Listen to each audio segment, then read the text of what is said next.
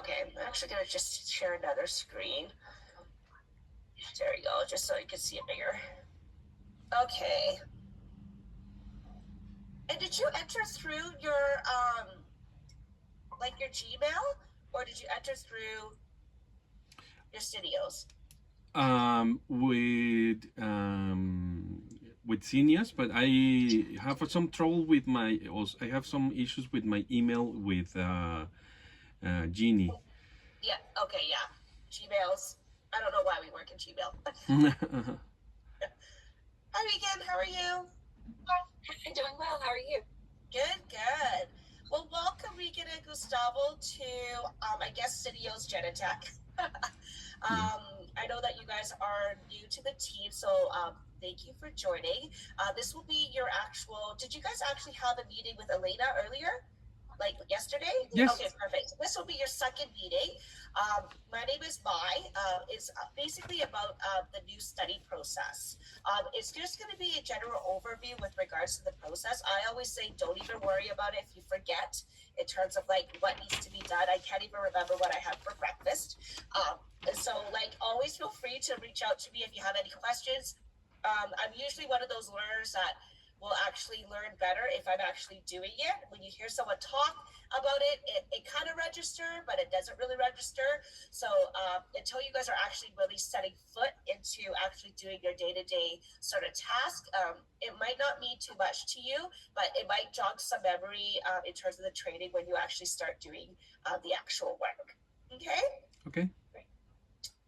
All right.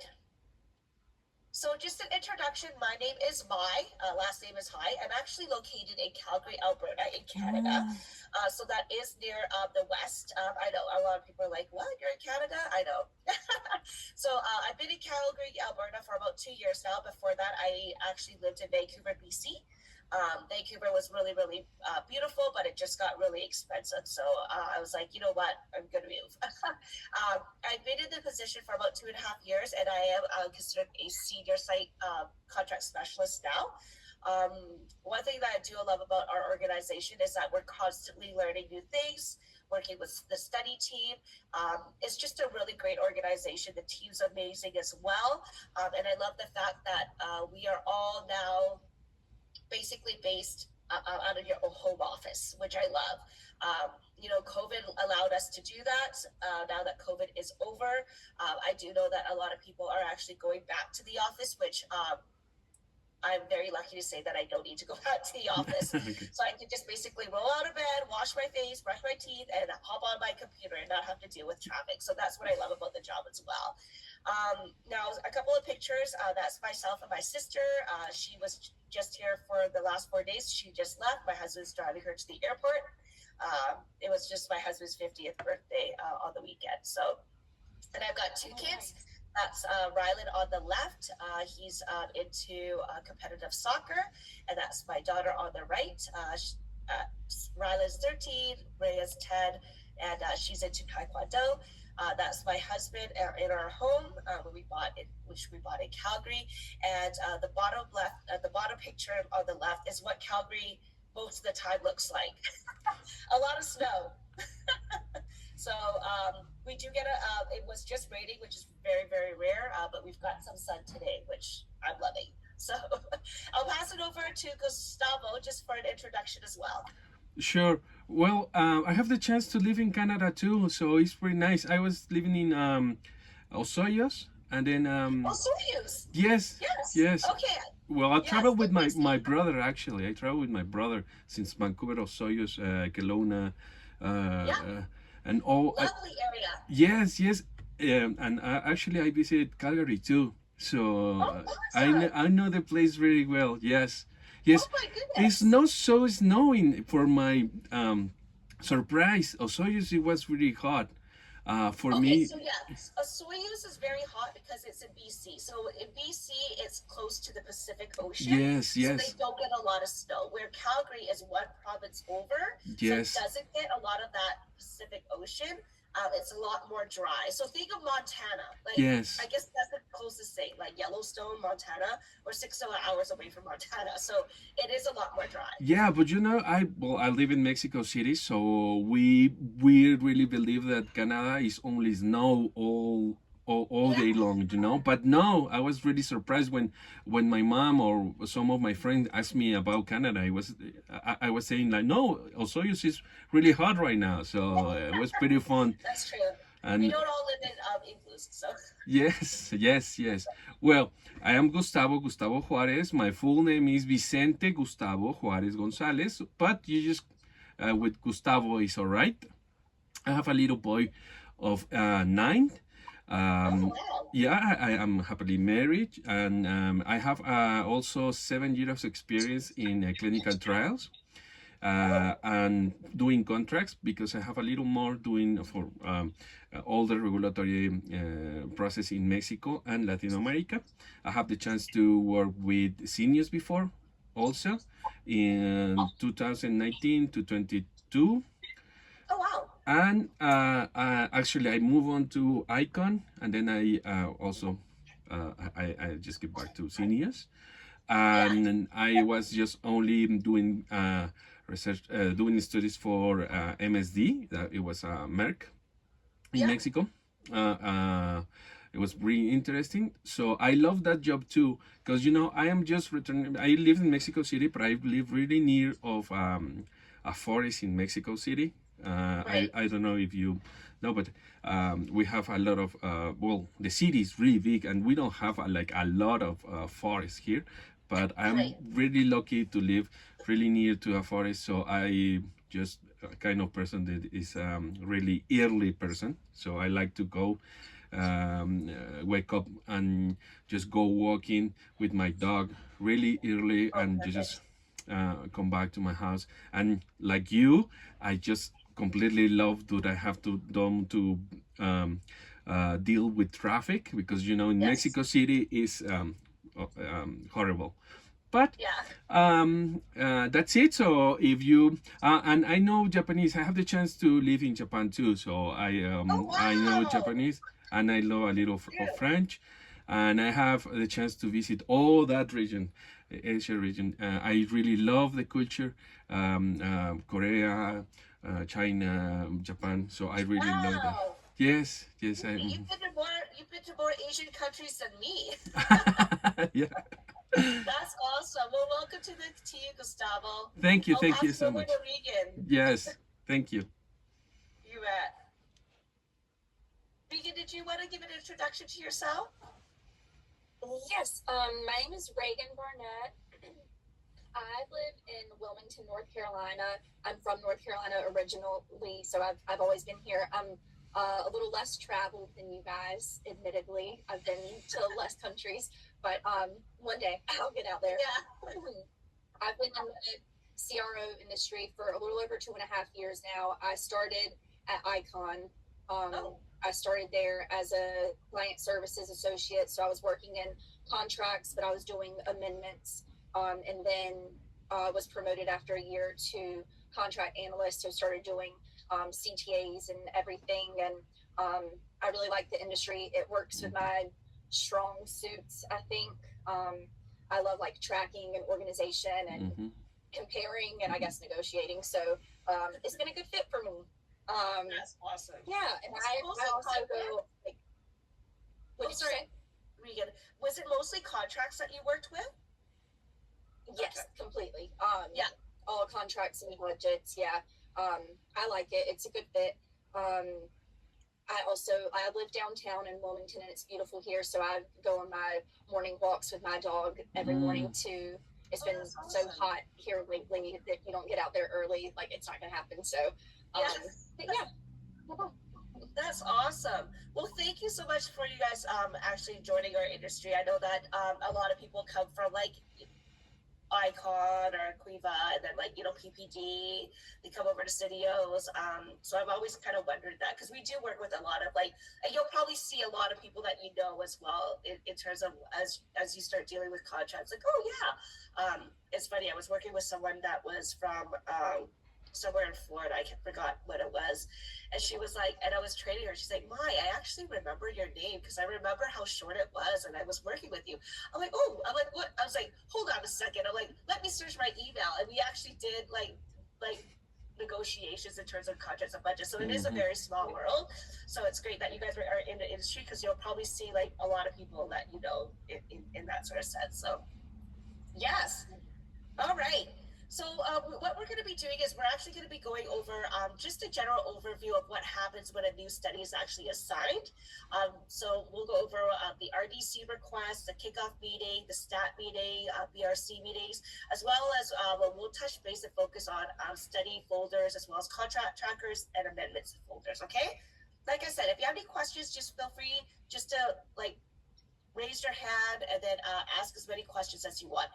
It is just a general overview. Don't feel like you need to know everything. If it is a lot of material, we just tried to shorten it down like really quickly. So don't feel afraid.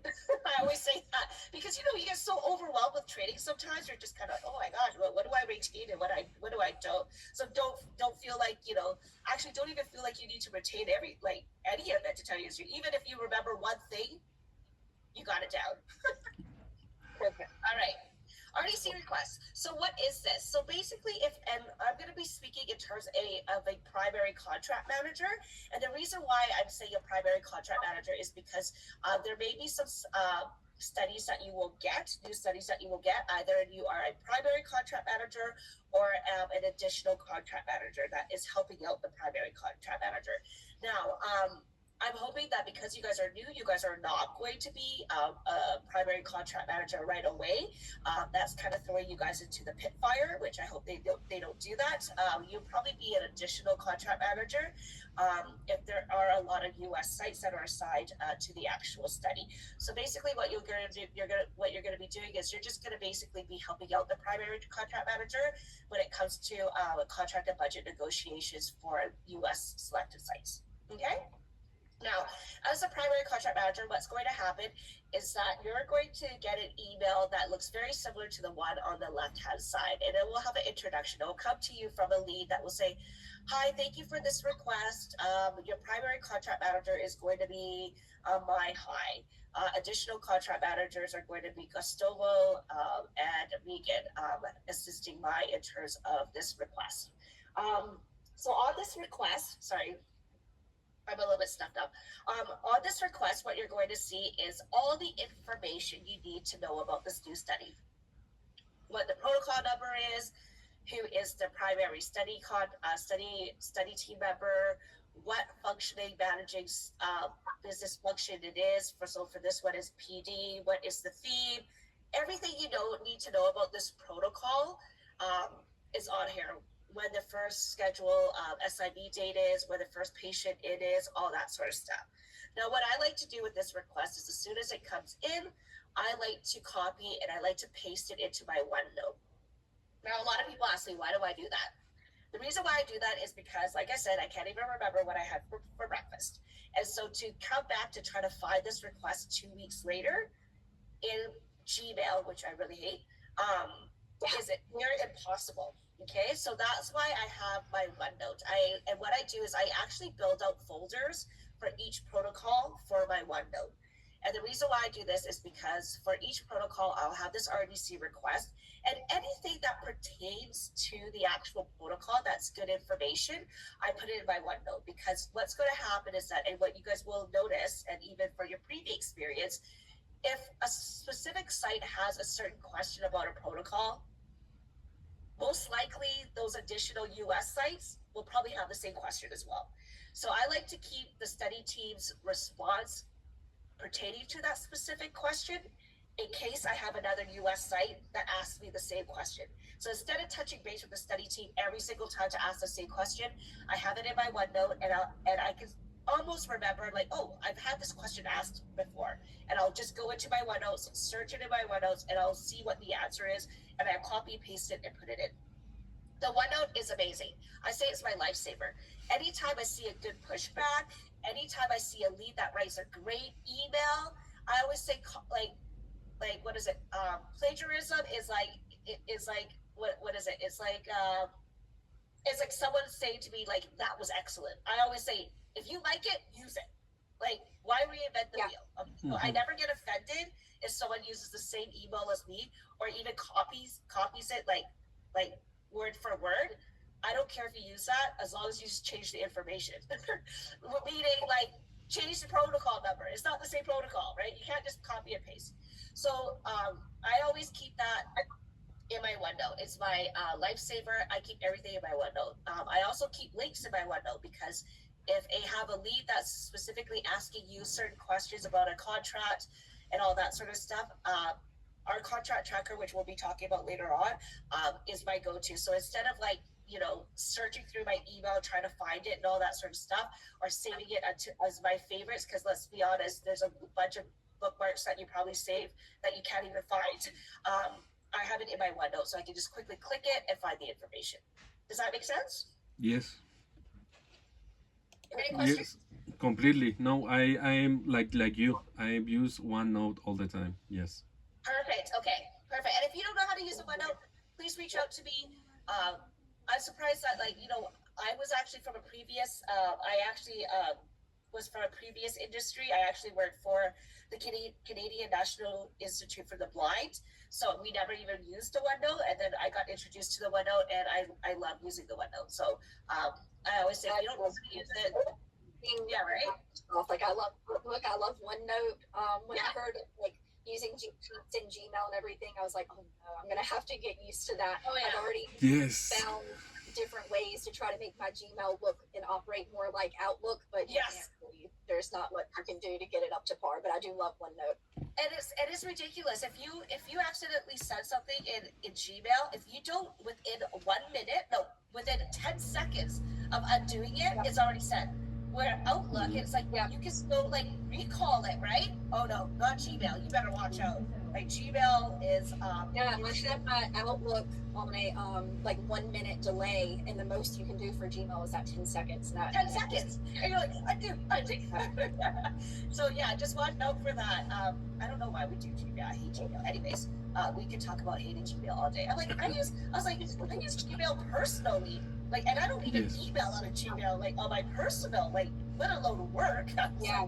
Anyways, but that's the platform that they use, and so that, hey, we're getting paid, so we gotta use it. Anyways, so that's the RDC request there. So if you guys have any questions, please feel free to reach out to me. But basically, all the information that you need to know about the actual new study that you're going to be assigned as the primary contract manager comes from this RDC request, okay? Now, with regards to the new study, I always say there's 3 pillars, okay? And when I say 3 pillars, what I mean is that there's 3 things that need to take place before negotiations can even begin, okay? The first one is what we call the kickoff meeting. Now, what is the kickoff meeting? I always say the kickoff meeting is basically to introduce our team, the RDC team, the one that is doing all of the negotiations in terms of the contract and the budget, to the study team.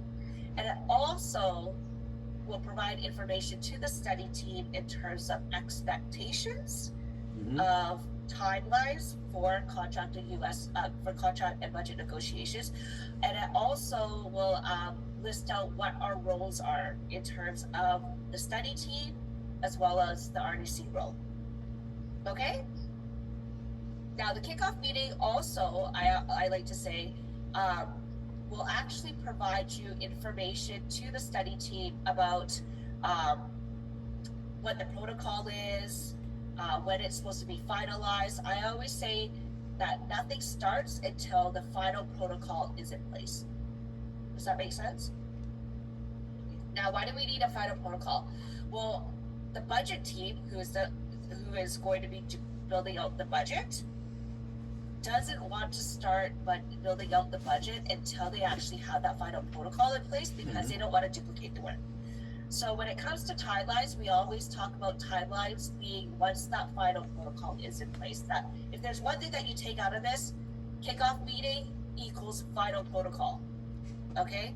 Not draft protocol, not whatever, because the study team will want you to start negotiations yesterday, but the protocol isn't in place. Nothing starts, timeline does not start until final protocol is in place. Okay? Now, Um, with the kickoff meeting, obviously the primary contract manager is to actually do the presentation.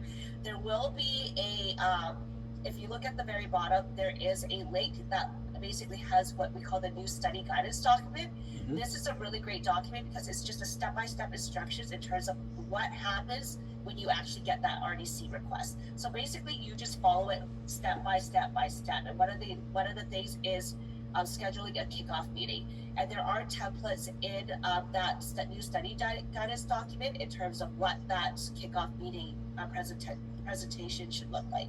So you guys don't need to like build it out from scratch. You can basically use the same one over and over again. I'm surprised, like there's a lot of study teams that I work with from like constantly, and I'm like, do we even need to do a kickoff meeting? Let's just say that we did the kickoff meeting, because they're like, it's just basically the same thing over and over again with just a different protocol number. Okay. Any questions about that? No. Is there a way that we can like put that link in a chat or anything, or will we have access to that link for the new study guidance doc? So what I'm going to do is I'm actually going to be sending you this this actual PowerPoint presentation, and at the very end, there's a bunch of links that I'd like for you guys to actually kind of go through while you guys are still kind of in that transition, and just bookmark them, just so that like I have a bookmark that says like contract manager bookmarks, and I stick anything that's in there that is related to contract managers. I've got another bookmark for amendments. I got another bookmark for like, you know what I mean? So just stick it in the relative sort of like folders, so that it's easy access for you later on. Mm-hmm. Okay? Mm-hmm. You bet. So once that kickoff meeting takes place, what's going to happen is that you're going to be waiting for that final protocol. Now, the final protocol might have come out already, or you're still waiting. Like I've got two that are still waiting for a final protocol to be in place. Se está tirando el agua. Is that you're going to wait until that final protocol comes into play. Once that final protocol comes into play, what's going to La happen bomba. is the budget manager is going to start building out that budget, and there's going to be a lot of back and forth emails. La bomba. The budget manager to the study team, just confirming, what items are considered standard of care, which ones are considered invoiceable, which ones are we going to be paying for, how many sort of like treatment visits are there, all that sort of, are we working with a third party for subject statements, like anything to deal with the budget manager is actually going to be reaching out to the study team, and you'll be actually included in those emails. Do you need to do anything about this? Absolutely not. Just read it, kind of familiarize yourself with the questions that they're asking. And what I usually do is I tuck that away into like a folder in my Gmail that's pertaining to that actual protocol. So once the budget manager actually is close to kind of finalizing the budget manager will reach out to you to basically say, hey, can you actually schedule a stat meeting now? The stat meeting is called Shortening Timelines and Achieving Targets. So at this point, what's going to happen is that we're basically going to finalize the budget as much as possible before it goes to the BRC meeting. Now, for the primary contract manager, all you're going to do is kind of work on what we call the payment schedule for the study team to actually review. That's the only thing that you're kind of doing between the kickoff meeting and the shortening timelines stat meeting, and just confirming with the study team that they agree with these payment schedule terms. Now, the payment schedule terms, very, very basic. You'll find it in the new study guidance document. It is just a general template that you use over and over again, so it's nothing crazy. Okay? Any questions about that? No. All right. So the next one after that, shortening timelines and achieving targets, once the budget manager and the exhibit A sort of like, or the payment schedule is kind of finalized by the study team says, yeah, this looks good. Next thing you do is that you're going to schedule a BRC meeting, which is the Budget Review Committee. Now, this is really to ensure that the Budget Review Committee has gotten a chance to kind of review the budget and the payment schedule before actually finalizing it. Now, the BRC meeting happens every Wednesday at 2 p.m. Eastern time, and only 2 BRC meetings are able to actually be reviewed during that time. So let's just say you have a protocol that the study team's like, look, we need to get this finalized as quickly as possible. There can be ad hoc meetings that take place on a Friday, but my suggestion would be like when it's near sort of finalizing after the stat meeting is to sign up for the BRC committee right away, especially if you have a study team member that is looking to actually have the budget finalized as quickly as possible. Okay? Mm-hmm. Sorry, guys, I'm just going to quickly blow my nose. Give me a second here.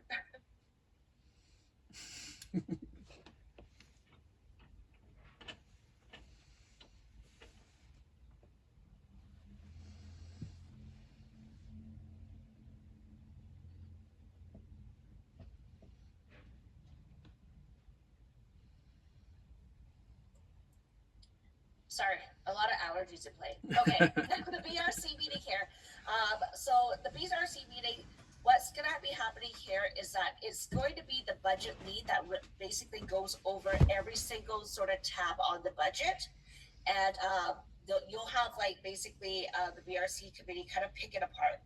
As the primary contract manager, what you're going to do is you're going to be taking notes for the budget manager so that when the BRC meeting is over, you send those notes over to the budget manager. The budget manager basically will do up their updates from recommendations from the BRC committee, and then from there it gets posted onto a G drive where everything gets in place, and then basically finalized by the study team members. Now, once it's finalized, what's going to happen is that you're also going to, between shortening timelines and budget review committee, you're going to be working on the actual CTA, which is building out the actual clinical trial agreement. Nothing scary. Basically, it's just making sure that you update certain language, whether it's a phase 2, phase 1, whether all that sort of stuff. Okay, so it's all in that new study guidance document. Don't be even scared about, oh my God, what am I going to be doing between here and here and here? You're not going to be a primary contract manager in the beginning, so you'll actually see the whole process of what the primary contract manager does because they're in charge of that. As a contract manager that's helping out the primary contract manager, you're basically just sitting back and just waiting for everything to happen until you actually get what they call the US site selection. Okay, and then that's when you can actually start. So once these 3 pillars actually take place, what's going to happen is that the CTA, the payment schedule, and the budget will all get finalized. And then once we get that request from the study team in terms of what US sites are selected, the primary contract manager will get in contact with you guys as additional contract managers to say, okay, these are the sites, these have been assigned to you. Go ahead and start reaching out to the sites now in terms of the CTA template and the budget template. Okay? Nothing scary. And also there will be, as you guys, once you guys are assigned to a new study, what's going to happen is that Elena is actually going to be providing you a more in-depth training with regards to the step-by-steps. But it's also in that new study guidance document. Okay? Any questions? No. All right. Now, when it comes to study folders, we do have 2 folders that we work with. And when I say 2 folders, the reason being is because we do have just Genentech employees. We are considered CDOs working for Genentech, but we also have Genentech employees. If you are a CDO's employee, what's going to happen is that you're going to be working on a OneDrive as well as the Google Drive. Okay, 2 drives. Where the Genentech folks that only are hired by Genentech will only work off of the Google Drive. They have no access to the OneDrive. Okay. So the biggest thing to take away from this is never save anything in your C drives. All sort of work-related negotiations are actually going to be saved in the OneDrive if you're a CDO's employee. Now, when you actually go on, let's just say, a trip out of office or anything like that, any sort of work that you do needs to be saved on the G drive because that's where people will gain, like, that's where everybody will have access, meaning that if you've got a employee that is helping you out as you're out of office and they're just a Genentech employee, they won't have access to your OneDrive. So if you leave for, let's just say, out of office and they're a Genentech employee, they will have no sort of back history in terms of like what you've done with the site. Okay, so just make sure every now and then when you actually are working off negotiations on the OneDrive, you're saving stuff to the OneDrive, just move it over to the G drive. Now, a lot of times, a lot of people will ask me, well, when do you move it over to the G drive? I usually move it over to the G drive in 2 ways. Number 1 is if I'm going out of office, and number 2 is when you're actually near what we call finalization of the actual contract negotiations and budget negotiations, and that's when a QC will happen. So when you do like a QC, let's just say the site that you're working with has agreed to all the terms for the CTA and agreed all to the terms to the budget, then that's when we have to go and do a QC, a block line and a QC. So that gets moved over to the G drive because that actually gets sent to your lead to actually to go through every single thing, and they work off of the G drive. Okay, so QC, when you're ready to QC, it moves over to the G drive, and when you're out of office, you move it over to the G drive. Okay, any questions? No, and it'll make way more sense when you actually are doing it. A lot of this is gibberish right now, and I don't mind if it's gibberish. Always feel free to reach out to me if you have any questions. My only the manager do the QC. You are not gonna probably other person do the QC. Or? Yeah, only the leads will. Okay. So there'll always be a lead that is assigned to the actual new study, as well as a primary contract manager. So when it comes to primary contract manager, they're basically kind of like a mini lead. So they lead all the study team meetings, they lead all that sort of stuff. The lead kind of sits back, and when the primary contract manager kind of needs to lead on the lead will kind of like help out. Okay. But the leads are kind of like, hey, look, like you're kind of like my child. Like you are doing everything. The primary contract manager is doing everything. They're running everything. But if I need help, I go to the lead. Okay.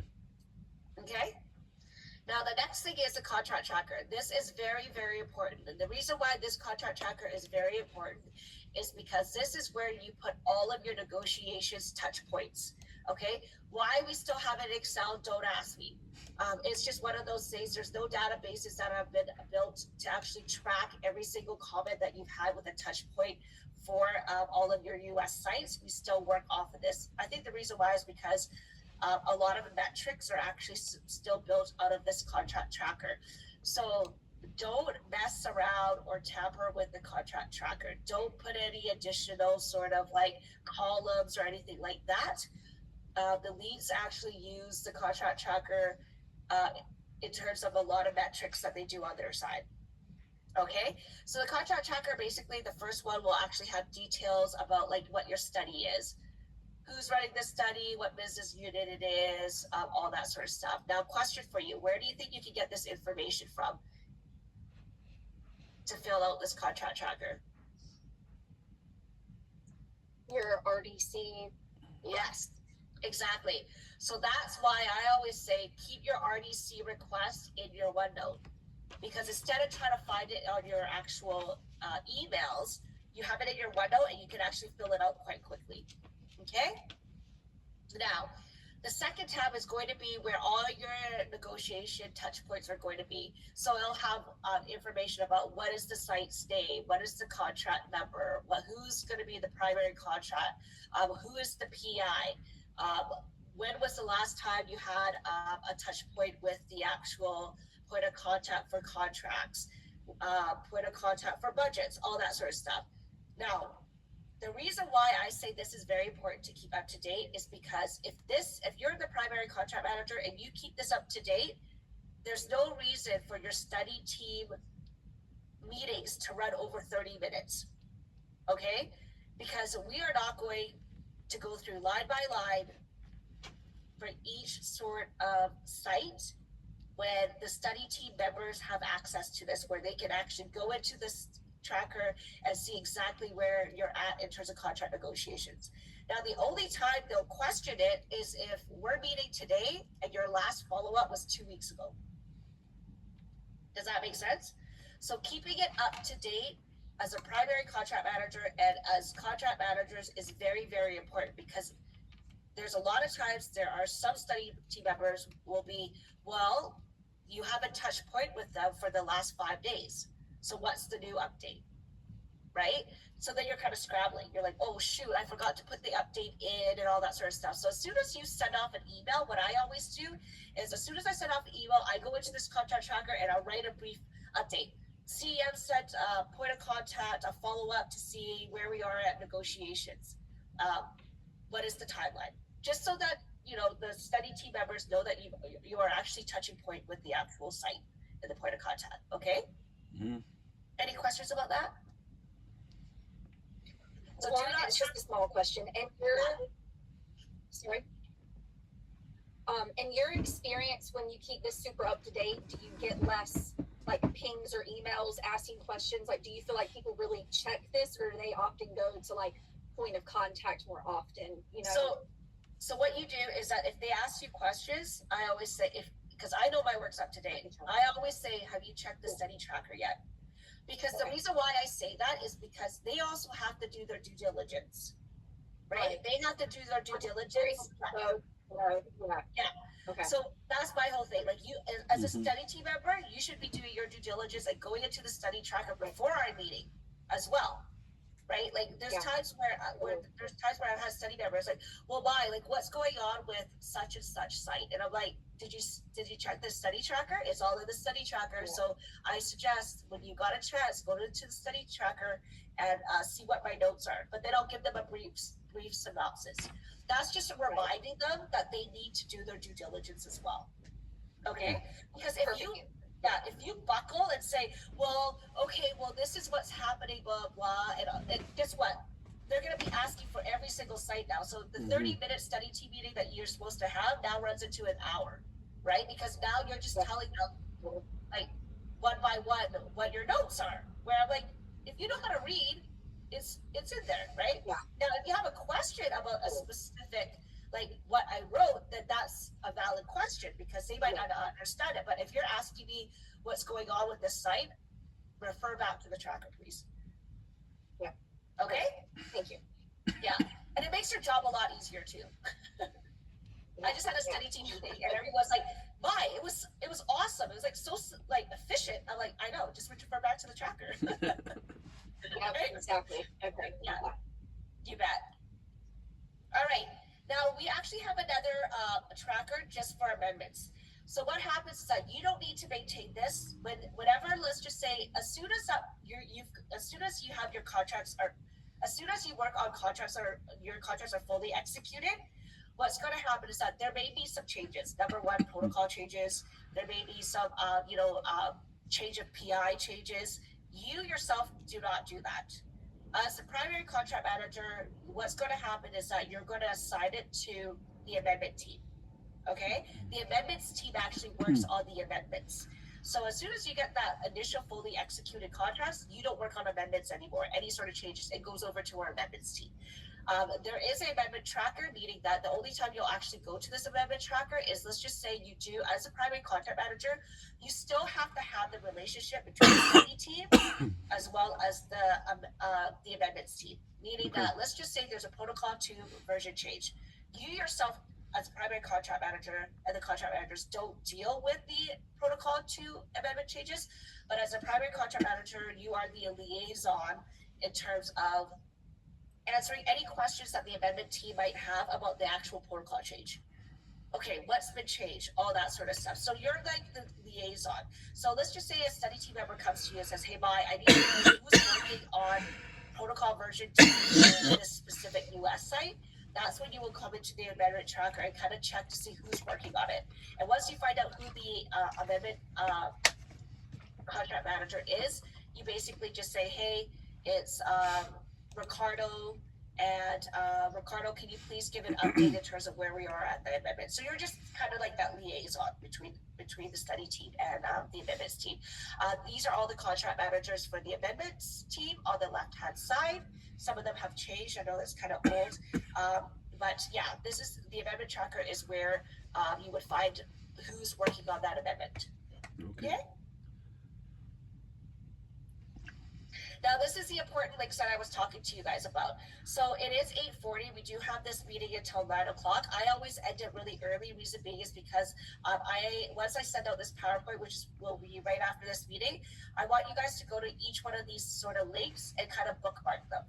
Right? Because reason being is because you might not know, it might not mean anything for you right now, but as you get more in tune of like your daily task as a contract manager with the primary contract manager, you can see like, oh, I remember Mai talking about like, the kickoff meeting or like the payment schedule. this is where the link is. So just familiarize yourself with it. The new study guidance document is really great. Familiarize yourself with that as well. And then just go through the new study guidance document and see if you have any questions. A lot of it is very step by step. It was actually built by Kristen Beal, which is fantastic.